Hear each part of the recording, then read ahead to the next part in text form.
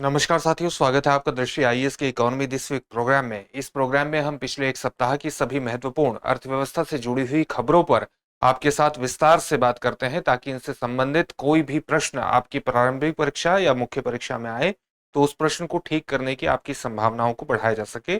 सामान्यतः हमारी कोशिश रहती है, इस प्रोग्राम को इस प्रकार से डिजाइन किया गया है ताकि हाल फिलहाल की जितनी भी अर्थव्यवस्था से संबंधित महत्वपूर्ण खबरें हैं उन पर आपकी एक व्यापक समझ का निर्माण किया जा सके, आपकी अवधारणात्मक समझ को बेहतर बनाया जा सके।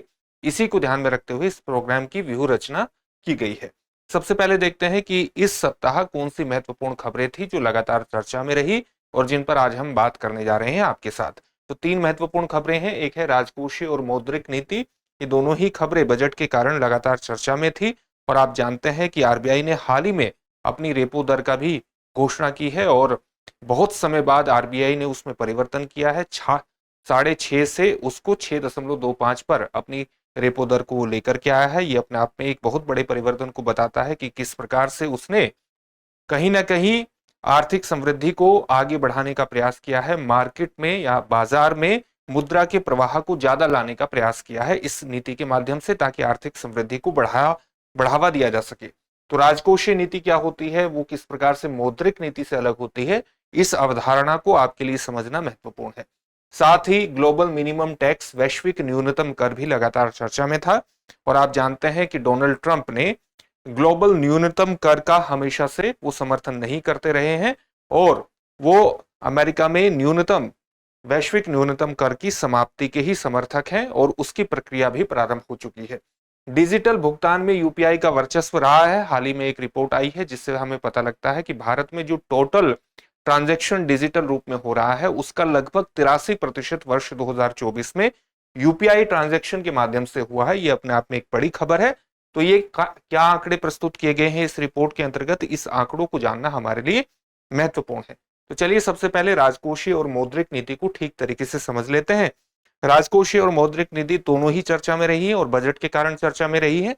साथ ही मौद्रिक नीति का चर्चा में रहने का एक बड़ा कारण यह भी है कि हाल ही में जो हमारा आरबीआई की एमपीसी है, जो मॉनेटरी पॉलिसी कमेटी है, जो कि रेपो दर का निर्धारण करती है, उसने बहुत समय बाद रेपो दर को 6.5 से घटा करके 6.25 पर ले आई है, जो अपने आप में एक बड़ा परिवर्तन है और इससे मार्केट में पूंजी का प्रवाह, आप कह सकते हैं कि मुद्रा का प्रवाह बढ़ेगा। और जब मार्केट में मुद्रा का प्रवाह बढ़ता है तो इससे क्या होता है, मुद्रा का प्रवाह बढ़ने से आर्थिक समृद्धि को बल मिलता है। और आर्थिक समृद्धि को बल क्यों मिलता है, क्योंकि मार्केट में ज्यादा पैसा आने से, ज्यादा पैसे की उपलब्धता होने से निवेश बढ़ता है और निवेश बढ़ने से आर्थिक समृद्धि की संभावनाओं का निर्माण होता है, आर्थिक समृद्धि की पृष्ठभूमि का निर्माण होता है। इसी कारण से ये पूरा टॉपिक चर्चा में आ जाता है। राजकोषीय और मौद्रिक नीति को समझने के लिए आपको 1991 के आर्थिक सुधारों को ठीक तरीके से समझने की आवश्यकता है। इस पर हम इसलिए चर्चा करना चाहते हैं। तो आज हम पूरा आपको समझाने के दृष्टिकोण से ही इस प्रोग्राम को डिजाइन किया है और किसी प्रकार की इसमें पहले से लिखी हुई चीजें नहीं होगी, पूरे की पूरा समझाने के पर ही ये पूरा प्रोग्राम केंद्रित रहेगा। तो राजकोषीय और मौद्रिक नीति को समझने के लिए आपको 1991 के जो आर्थिक सुधार हैं उसको ठीक तरीके से समझने की जरूरत है। 1991 के जो आर्थिक सुधार हैं ये संकट प्रेरित सुधार थे। इनको क्या कहा जाता है, संकट प्रेरित सुधार कहा जाता है, यानी किसी न किसी तरह के संकट से प्रेरित सुधार ये कहे जाते हैं। किस प्रकार का संकट भारत के सामने 1989 और 1990 के दौरान खड़ा था। 1989 और 90 के दौरान भारत को कई तरह के आर्थिक संकटों से गुजरना पड़ रहा था। उसमें एक संकट ये था कि भारत में इन्फ्लेशन, यानी भारत में जो महंगाई थी, जिसको आप मुद्रास्फीति कहते हैं, मुद्रास्फीति भारत में बेहद ज्यादा बढ़ गई थी, महंगाई बहुत ज्यादा बढ़ गई थी। इसके अलावा भारत का फॉरेक्स रिजर्व, फॉरेन रिजर्व यानी डॉलर का जो रिजर्व था वो भी काफी घट गया था।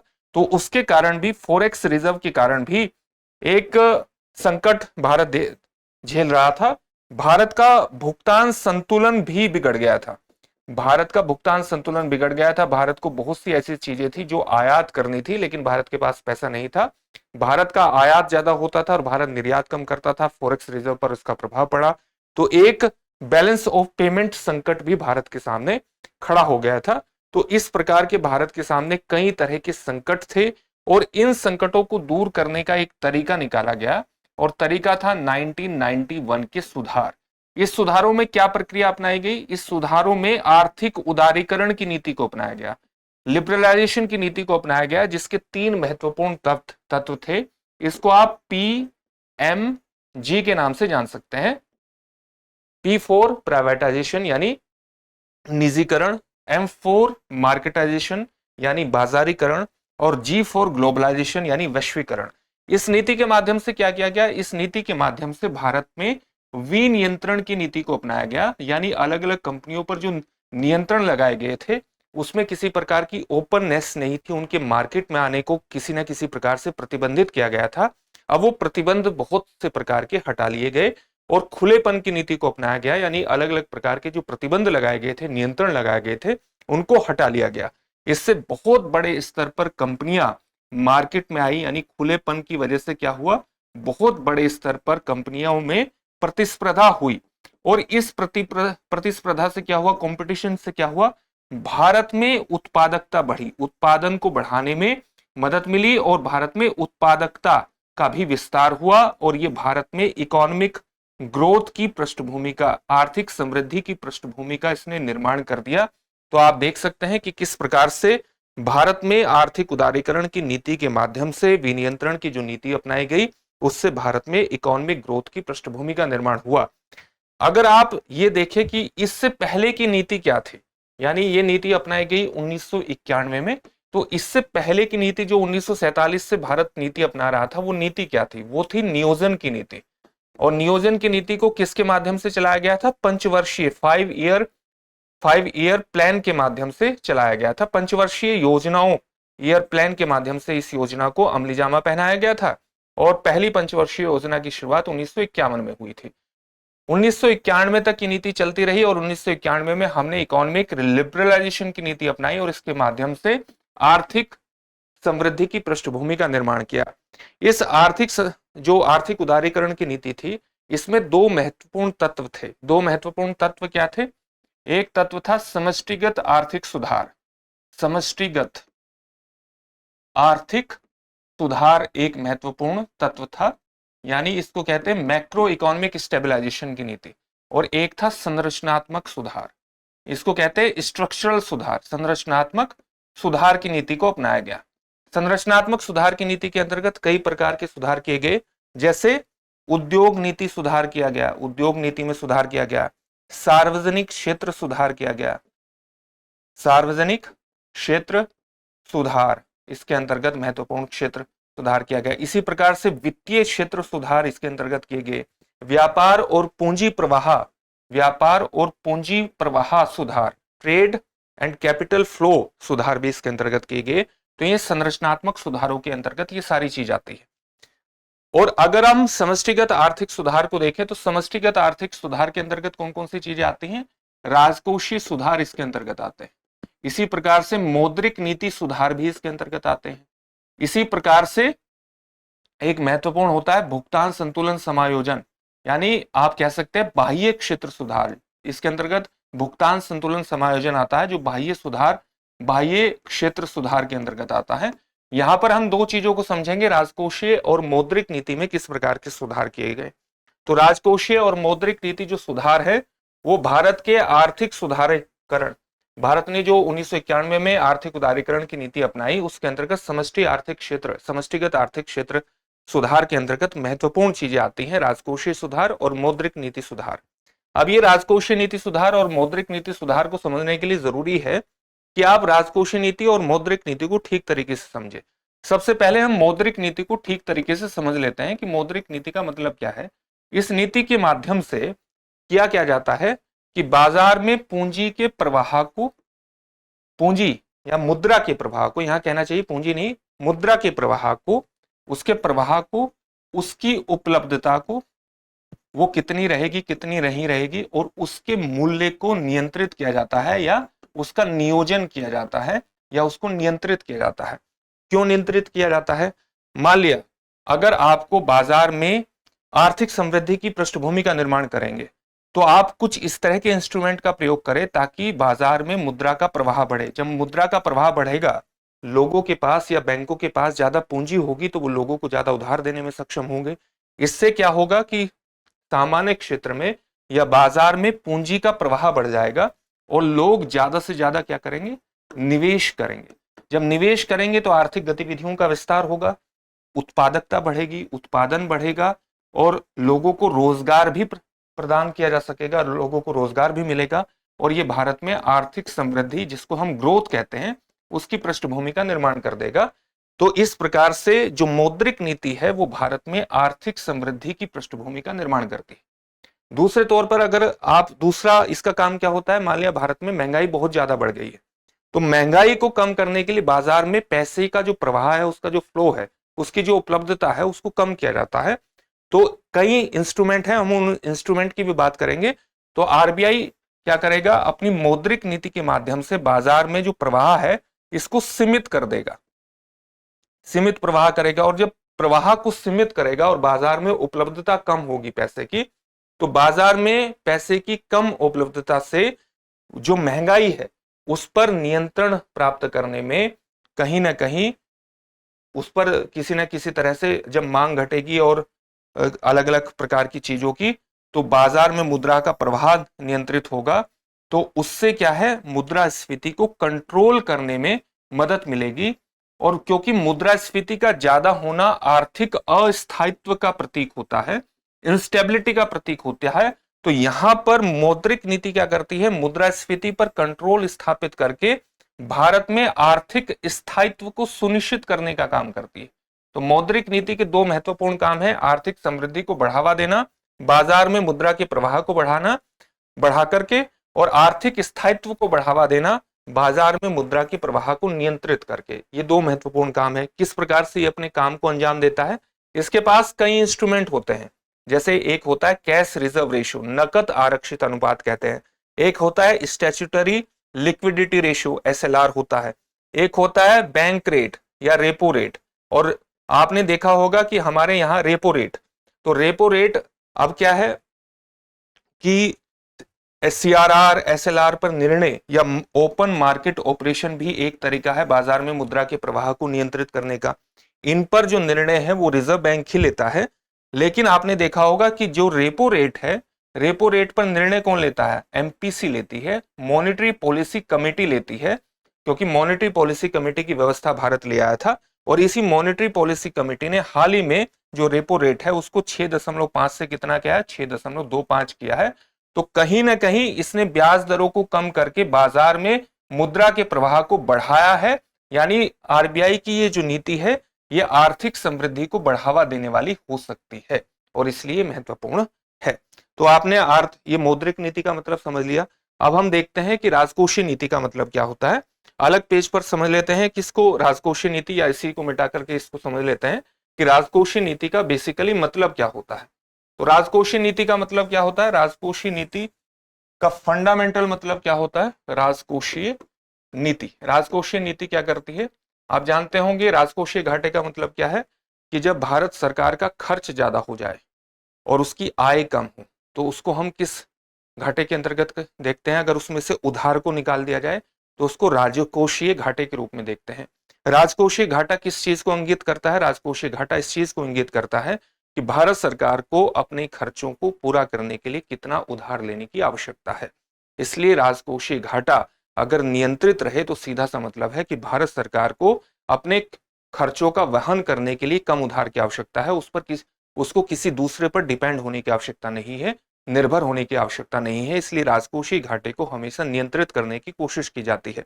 राजकोषीय घाटे को किस प्रकार से नियंत्रित करने की कोशिश की जाती है, राजकोषीय नीति के माध्यम से। इसलिए राजकोषीय नीति क्या होती है, किसी भी राज्य के राजस्व को बढ़ाना यानी उसकी आय को बढ़ाना और उसके खर्चों को नियंत्रित करना यानी उसके खर्चों को तर्कसंगत बनाने का प्रयास करना। यह किस प्रकार से किया जाता है, कई तरीकों से किया जा सकता है। जैसे राजस्व को बढ़ाने के लिए क्या कर सकते हैं, टैक्स रिफॉर्म कर सकते हैं, कर सुधार कर सकते हैं, टैक्स रिफॉर्म। जैसे भारत में 1 जुलाई 2017 को क्या किया गया था, जीएसटी की व्यवस्था लाई गई थी जो एक अप्रत्यक्ष कर सुधार था। तो इस व्यवस्था के अंतर्गत भारत में टैक्स रिफॉर्म की बड़ी व्यवस्था को अपनाया गया जो अप्रत्यक्ष कर से जुड़ा हुआ था। इसी प्रकार से आप प्रत्यक्ष कर से संबंधित भी कुछ महत्वपूर्ण सुधार कर सकते हैं। तो प्रत्यक्ष कर से संबंधित सुधार हो चाहे अप्रत्यक्ष कर से संबंधित सुधार हो, ये टैक्स रिफॉर्म के अंतर्गत आते हैं और इसके माध्यम से सरकार की कोशिश की जाती है कि वो अपने राजस्व को बढ़ाए, क्योंकि राजस्व को बढ़ाने का मतलब है कि सीधे तौर पर उसका जो राजकोषीय घाटा है वो कम होगा। इसी प्रकार से खर्च को नियंत्रित किस प्रकार से किया जाता है, अलग अलग नीतियों के माध्यम से खर्च को नियंत्रित किया जा सकता है। आपने एक नीति देखी होगी, भारत सरकार ने FRBM की नीति लाया था, यानी fiscal responsibility budget management, fiscal responsibility budget management act की नीति भारत ले, FRBM की नीति कहते हैं। वर्ष 2023 में ये आया था, एक्ट अधिनियम आया था और इसके माध्यम से भी भारत ने अपना एक निर्धारित किया था कि भारत को इस स्तर तक ही अपने राजकोषीय घाटे को सहन करना है, उसी स्तर तक ही, एक लिमिट तक ही इसको बना करके रखना है। तो इस प्रकार के जो एक्ट हैं वो भी राजकोषीय नीति का महत्वपूर्ण हिस्सा होते हैं। इसी प्रकार से भारत ने एक संविधान संशोधन अधिनियम के माध्यम से ये निर्धारित किया हुआ है कि चाहे उसकी राज्य सरकार है चाहे केंद्र सरकार है, उसमें प्रधानमंत्री सहित केंद्र स्तर पर और चाहे राज्य स्तर पर मुख्यमंत्री सहित जो मंत्रिपरिषद का आकार होगा वो टोटल वहां के चुने हुए सदस्य, विधानसभा के सदस्यों के या केंद्र में लोकसभा के सदस्यों की 15% से अधिक नहीं होगा। तो इस प्रकार से क्या हुआ, खर्च को तर्कसंगत बनाया गया। तो ये भी क्या है, ये भी आएगा राजकोषीय नीति के एक महत्वपूर्ण हिस्से के रूप में आप इसको व्याख्यायित कर सकते हैं। तो राजकोषीय नीति का सीधा सा मतलब है कि राजस्व संग्रह को बढ़ाया जाए, टैक्स रिफॉर्म किया जाए और साथ ही खर्च को तर्कसंगत बनाया जाए, ताकि भारत को अपने खर्चों का वहन करने के लिए किसी के ऊपर ज्यादा निर्भर न रहना पड़े, किसी से ज्यादा उधार न लिया जा सके, लेना पड़े। और यही राजकोषीय नीति का एक महत्वपूर्ण हिस्सा होता है।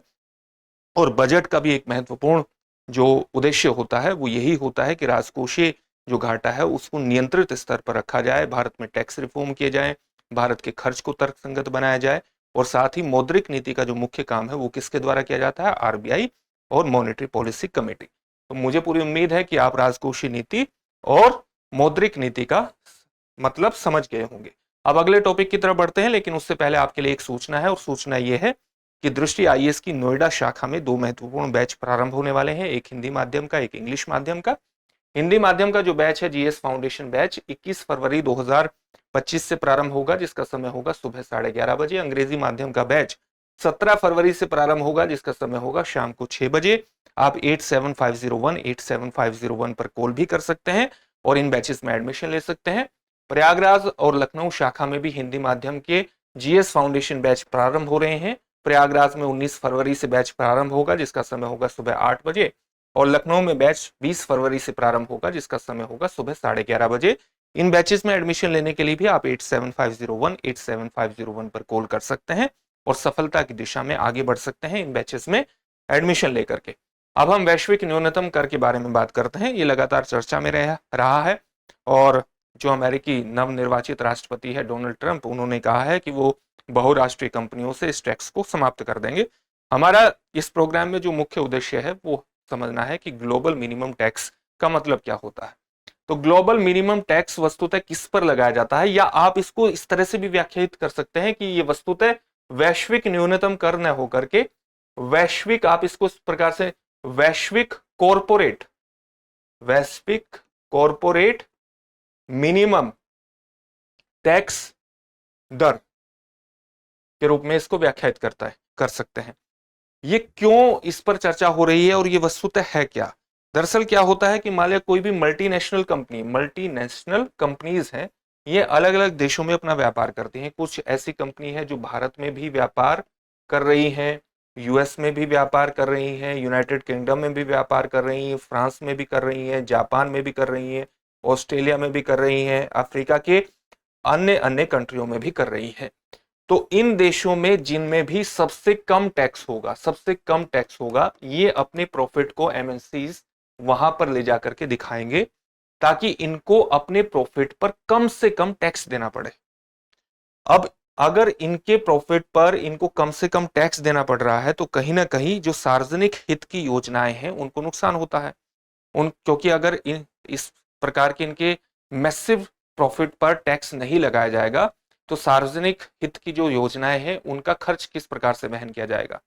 और साथ ही अगर ये किसी भी प्रकार से प्रॉफिट अपना रही हैं या प्रॉफिट ले रही हैं तो सरकारी योजनाओं की उसमें कहीं ना कहीं एक भूमिका, महत्वपूर्ण भूमिका रहती है। तो जो टैक्स मिनिमम लगाया गया है वो इनको भुगतान करना चाहिए, अलग अलग एमएनसीज को भुगतान करना चाहिए। तो क्यों ना एक इस प्रकार की व्यवस्था का निर्माण किया जाए ताकि ग्लोबल स्तर पर एक न्यूनतम टैक्स व्यवस्था हो, और जिससे ये कंपनियां अपने प्रॉफिट को न्यूनतम टैक्स वाले कंट्रीज में ट्रांसफर ना करें, उसको वहां पर न ले जाकर के दिखाएं, इनको न्यूनतम कर देना ही पड़े और सार्वजनिक हित की योजनाओं का संचालन बेहतर तरीके से किया जा सके। इसलिए संकल्पना आती है कि इन पर एक वैश्विक न्यूनतम कर या वैश्विक कॉरपोरेट न्यूनतम कर दर लगाई जानी चाहिए। और इसकी शुरुआत वर्ष 2021 में एक संगठन है, आपने नाम सुना होगा, Organisation for Economic Cooperation and Development, जो कि 1961 से काम कर रहा है और जिसमें कई महत्वपूर्ण यूरोपीय और उत्तर अमेरिकी देश हैं और एशियाई देश भी इसमें शामिल है। और यह आर्थिक विकास के अंतर्गत महत्वपूर्ण संगठन है, आर्थिक विकास के अंतर्गत महत्वपूर्ण कार्य करता है। वर्ष 2021 में इसके द्वारा एक पहल की गई थी इसी को लेकर, ग्लोबल मिनिमम टैक्स को, और इसने 130 से ज्यादा देशों को इसके अंतर्गत जोड़ने का प्रयास किया था। इसका मुख्य उद्देश्य यही है कि कोई भी कंपनी है उस पर एक minimum tax, global minimum tax घोषित कर दिया जाए। फॉर एग्जाम्पल 15% का टैक्स घोषित कर दिया जाए, जिससे ये किसी भी देश में, अलग अलग देशों में काम करती है, किसी भी देश में प्रॉफिट अपना दिखाए वहां पर इसको कम से कम 15% का टैक्स देना ही पड़े। वर्तमान में क्या हो रहा है कि अगर किसी कंपनी में कॉर्पोरेट टैक्स मान लिया 10% ही है, तो ये अपने प्रॉफिट को वहां पर दिखा करके या अपने अंतिम उत्पाद की पैकेजिंग जैसी चीजों को दिखा करके कि हमारा अंतिम उत्पाद इस देश में बना है, वहां पर अपने प्रॉफिट को दिखा करके टैक्स केवल 10% ही चुकाती हैं और बहुत बड़े स्तर पर प्रॉफिट अपना बना लेती हैं टैक्स को बचा करके। अगर हर देश में अलग अलग देश इस प्रॉफिट पर सहमत हो जाएं, इस टैक्स पर सहमत हो जाएं कि 15% टैक्स हर देश को जो एमएनसीज हैं उन पर लेना ही होगा, तो इस प्रकार से ये अपने प्रॉफिट का ट्रांसफर नहीं कर पाएंगी और साथ ही प्रक्रिया में भी आसानी हो जाएगी, प्रक्रिया सरल और सहज हो जाएगी। जो एक देश से दूसरे देश में प्रॉफिट और हवाला जैसी चीजों का एक तरह से पूरा जाल निर्मित हो जाता है, तो उससे भी बचना आसान होगा। और इस जो प्रॉफिट है, जो इस ग्लोबल जो टैक्स है, इसके माध्यम से सार्वजनिक हित की योजनाएं भी बेहतर तरीके से चलाई जा सकेंगी। और जिस देश में ऑपरेशन चल रहा है, जिस देश में सबसे ज्यादा उत्पादन प्रक्रियाओं में शामिल है और जिस देश में सबसे ज्यादा रोजगार प्रदान करती हैं, आर्थिक गतिविधियों में सम्मिलित है, वहीं अगर ये टैक्स देंगी तो इस टैक्स का जो बेनिफिट है इसके आधार पर कहीं ना कहीं सार्वजनिक हित में इसका प्रयोग किया जा सकता है। इसलिए ग्लोबल मिनिमम टैक्स बेहद ज्यादा जरूरी है और ये लगातार चर्चा में है।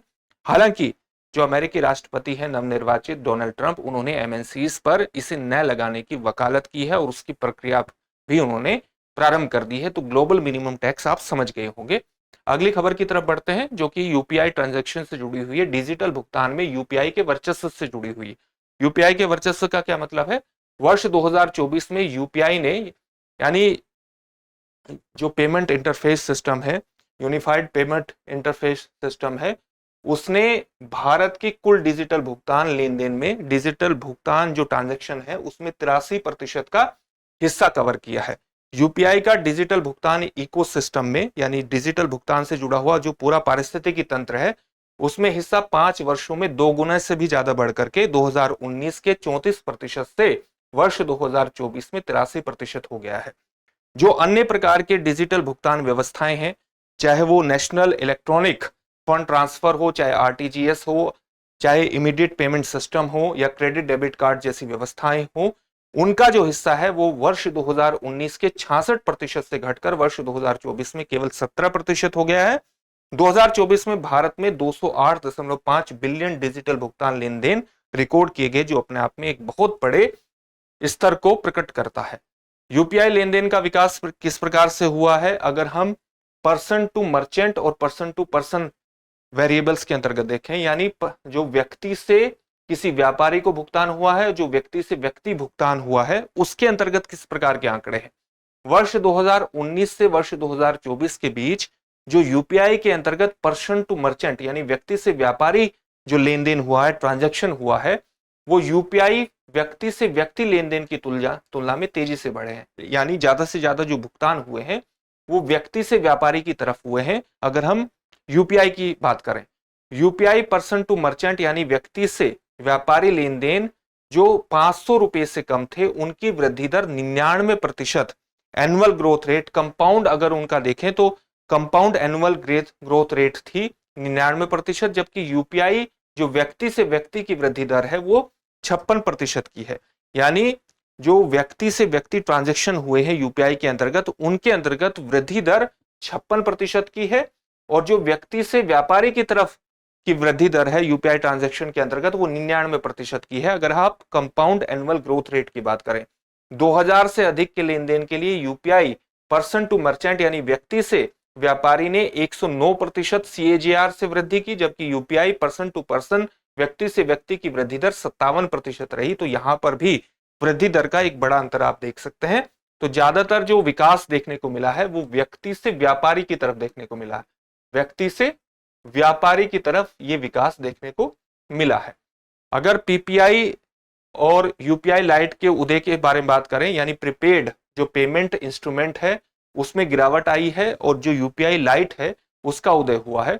प्रीपेड भुगतान उपकरण जिनमें डिजिटल वॉलेट भी शामिल है, उसमें अगर आप कैलेंडर ईयर 2024 के सेकेंड हाफ में देखें, यानी उसके दूसरे उत्तरार्ध में देखें, तो लेन देन की मात्रा में 12.3% गिरावट देखी गई, जिसमें लेन देन 3.93 बिलियन से घट करके 3.45 बिलियन हो गया।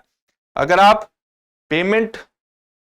प्रीपेड पेमेंट इंस्ट्रूमेंट लेन देन के मूल्य की बात करें तो पीपीआई लेन देन का मूल्य 25% घटा, जो 2023 के सेकेंड हाफ में 1.43 ट्रिलियन से 2024 के सेकेंड हाफ में 1.08 ट्रिलियन हो गया। तो आप एक घटाव की दर यहां पर देख सकते हैं। वहीं अगर आप यूपीआई लाइट की बात करें, जिसकी शुरुआत वर्ष 2023 में पेटीएम और फोन पे ने की थी, पेटीएम और फोन पे के द्वारा ही वर्ष 2023 में यूपीआई लाइट को लॉन्च किया गया था। उसने दिसंबर 2024 में 2.04 मिलियन दैनिक लेन देन के रिकॉर्ड किए, यानी एक दिन में उसके माध्यम से जो ट्रांजैक्शन हुआ, जो लेन देन हुआ वो 2.04 मिलियन हुआ है, और जिसका मूल्य बैठता है 20.02 करोड़। तो इतने बड़े स्तर पर यूपीआई लाइट के माध्यम से ट्रांजैक्शन हुआ है भारत में, और इसलिए यूपीआई प्रमुख माध्यम बना है, उसका एक वर्चस्व आप कह सकते हैं डिजिटल भुगतान के अंतर्गत, डिजिटल ट्रांजैक्शन के अंतर्गत। अब इन सभी टॉपिक से संबंधित एक एक प्रश्न होगा, जिसका उत्तर आपको कमेंट बॉक्स में कमेंट करके देना होगा। पहला प्रश्न है, निम्नलिखित में से कौन सा मौद्रिक नीति का एक महत्वपूर्ण साधन या उपकरण है? आपका ऑप्शन है कर सुधार, सार्वजनिक क्षेत्र सुधार, नकद आरक्षित अनुपात, या उपरोक्त में से कोई नहीं। अगला प्रश्न है, वैश्विक न्यूनतम कर का उद्देश्य क्या है? कंपनियां अधिक कर दें, कंपनियां कम कर दें, कंपनियां एक न्यूनतम कर दर पर कर का भुगतान करें, या करों को खत्म करना। अगला प्रश्न है, भारत में 2024 में कुल डिजिटल भुगतान लेन देन का कितने प्रतिशत यूपीआई द्वारा किया गया था? आपके ऑप्शन है 50%, 70%, 66% या 83%। इस प्रश्न का उत्तर आप हमें कमेंट बॉक्स में, सभी प्रश्नों का उत्तर कमेंट बॉक्स में कमेंट करके जरूर दीजिए। फिर से एक नए सेशन में आपसे मुलाकात होगी। धन्यवाद। डियर व्यूअर्स, अपने एग्जाम की तैयारी को और बेहतर करने के लिए हमारे चैनल को लाइक, शेयर और सब्सक्राइब करना न भूलें।